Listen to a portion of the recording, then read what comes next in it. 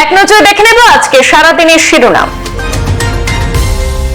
রাজ্যে পঞ্চায়েত ভোটের বিজ্ঞপ্তিতে আদালতে স্থগিতাদেশ। আগামী 9 জানুয়ারি পর্যন্ত চূড়ান্ত ভোটার তালিকা প্রকাশ করা যাবে না। ফরমান জারি গৌহাটি হাইকোর্টের। আসন্ন পঞ্চায়েত নির্বাচন নিয়ে দেখা দিয়েছে চরম অনিশ্চয়তা।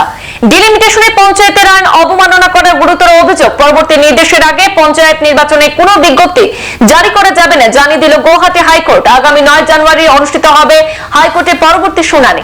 কংগ্রেসের প্রতিবাদে উত্তর আসামের রাজধানী দিশপুর। গুয়াহাটিতে কংগ্রেসের প্রতিবাদে পুলিশের বাধা। গুয়াহাটির হাতেগাঁও থানার সম্মুখে আটক করা হয়েছে প্রদেশ কংগ্রেস সভাপতি ভূপেন বরাকে। আটক করা হয়েছে কংগ্রেসের বহু নেতা কর্মীকে। আটক যুব কংগ্রেসের রাজ্য সভাপতি জুবাইর এনামও। পুলিশের ব্যারিকেড ভেঙে এগিয়ে যাওয়ার চেষ্টা প্রতিবাদীদের।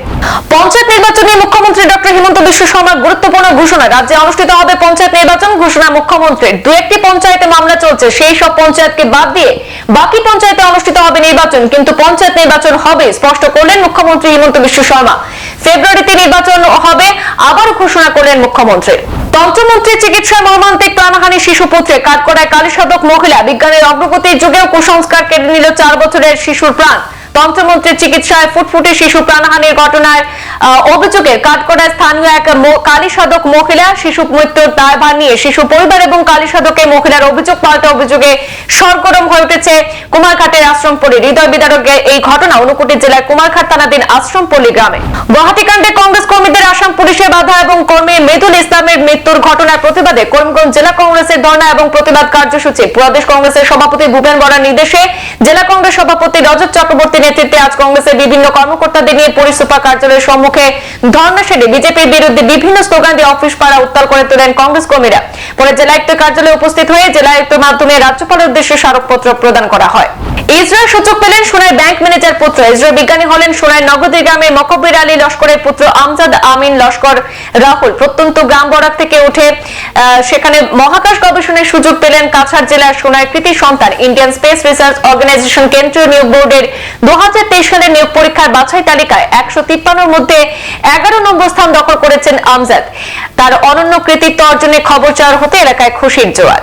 জেলা কংগ্রেসের প্রতিবাদী বিক্ষোভ শিলচরে। গুয়াহাটি মহানগরীতে কংগ্রেসের আন্দোলনে পুলিশের বাধা এবং কংগ্রেস কর্মী মেদুল ইসলামের হত্যার সঠিক তদন্তের দাবিতে প্রতিবাদী বিক্ষোভ শিলচর জেলা কংগ্রেসের। প্রতিবাদী মিছিল আটকানোর সময় পুলিশ এবং কংগ্রেস কর্মীদের মধ্যে তুমুল সংঘর্ষ।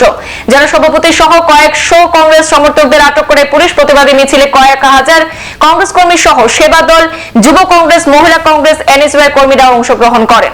প্রতিহিংসা মেটাতে গভীর রাতে বসতগৃহে অগ্নিসংযোগের অভিযোগ। বিচার সভায় আগুন দিয়ে পুড়িয়ে মারার হুমকি দিয়েছিল অভিযুক্তরা। প্রতিহিংসার আগুনে পুড়ে ছাই ঘরের খাট, বিছানা থেকে শুরু করে সমস্ত আসবাবপত্র এবং গুরুত্বপূর্ণ নথিপত্র। বৃহস্পতিবার রাতে পেট্রোল ঢেলে আগুন ধরিয়ে দেওয়ার অভিযোগ গৃহকর্তার। শুক্রবার সকালে ঘটনাস্থলে পৌঁছে তদন্ত শুরু করেছে সদর থানার ওসি যাদব দেখা সহ বিশাল পুলিশ বাহিনী। ঘটনা আকবরপুরের বড়বাজরিতে।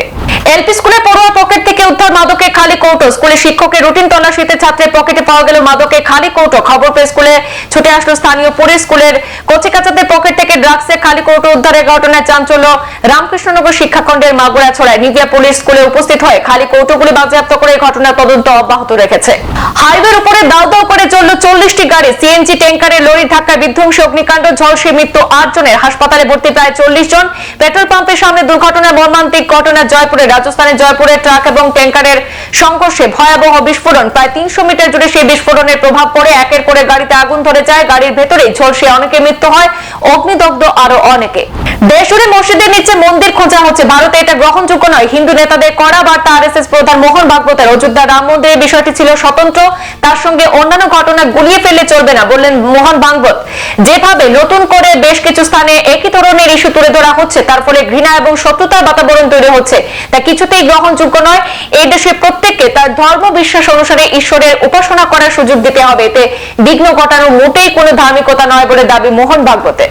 বাংলাদেশের অন্তর্বর্তী সরকারের বিমান ও পর্যটন এবং ভূমি উপদেষ্টা এএফ হাসান আরিফ মারা গিয়েছেন। হৃদরোগে আক্রান্ত হয়ে শুক্রবার বিকেল 3:10 ঢাকার একটি বেসরকারি হাসপাতালে মারা যান তিনি।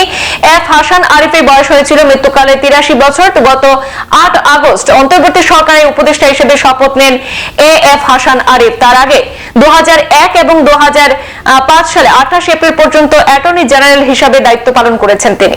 গুয়াহাটিতে কংগ্রেসের জনতা ভবন ঘেরাও কর্মসূচি পালনের সময় গত বুধবার নিহত কংগ্রেসের লিগ্যাল সেলের আইনজীবী আইনজীবী মৃদুল ইসলামের আত্মার সদ্গতি কামনা শ্রদ্ধাঞ্জলি এবং সর্বধর্ম সভার আয়োজন করলো শিলচর জেলা কংগ্রেস। প্রয়াতের আত্মার চিরশান্তি কামনা করার পাশাপাশি ঘটনাকে কেন্দ্র করে গভীর শোক প্রকাশ করেছেন জেলা কংগ্রেসের কর্মকর্তারা।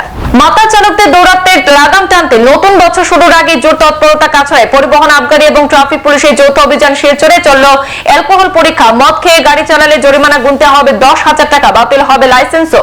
নতুন বছর উদযাপনের আগে মাতাল চালকদের কড়া দাওয়াই কাছাড় প্রশাসনের। গতকাল রাতে শিলচর কাছাড় পুলিশের ট্রাফিক পুলিশ বাহিনীকে সঙ্গে নিয়ে আবগারি এবং পরিবহন বিভাগে যৌথভাবে অভিযানে নামে এবং মাতাল চালকদের কড়াভাবে সতর্কতা দেওয়া হয়। সেখানে পথ চলতি চালকদের ব্রেথ অ্যানালাইজার দিয়ে নেশাগ্রস্ত গাড়ি চালকদের চিহ্নিত করার প্রক্রিয়া শুরু হয়েছে কাছাড়ে।